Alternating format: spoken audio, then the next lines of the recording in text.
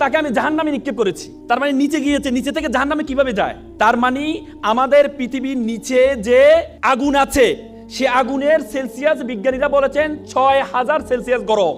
তার মানে ডক্টর এসবক যে সাউন্ডটা পেয়েছেন, সে সাউন্ডটা কিসের সাউন্ড? জাহান্নামের সাউন্ড। বিশ্বাস করেন, আমি যখন এই থিসিসটা পড়লাম, বিশ্বাস করেন আমি আমার চোখের পানি ধরে রাখতে পারি নাই যে আমরা পৃথিবীর এত জায়গায় গিয়েছি, আমরা উপরে আকাশ আসমান এত জায়গায় গিয়েছি, কিন্তু আমরা পৃথিবীর নিচ পর্যন্ত এখনো যেতে পারি নাই। মাত্র 1%, পৃথিবীর ব্যাসার্ধের মাত্র 1% থেকে কম আমরা নিচে যেতে পেরেছি, তার নিচে যেতে পারি নাই। তার মানে আল্লাহ তাআলা যে আমাদের জন্য জাহান্নাম রেডি করেছেন, আমাদের জন্য জাহান্নাম প্রস্তুত করেছেন, সেটার প্রিপারেশন আমাদেরকে নিতে হবে, সেটার প্রিপারেশন আপনাদেরকে নিতে হবে। এজন্য আপনাদেরকে এখানে বলেছেন আল্লাহ তাআলা আল্লাহ রাসূলকে প্রথম যে উপদেশটা দিয়েছেন সেটা হচ্ছে ইকরা, পড়ো। আপনি যদি জানেন, আপনি যদি পড়েন, আপনি যত বেশি জ্ঞান অর্জন করতে যাবেন, যত বেশি পড়তে যাবেন, আল্লাহর সৃষ্টি সবকিছু সম্বন্ধে আপনার সবচেয়ে বেশি ধারণা তৈরি হবে।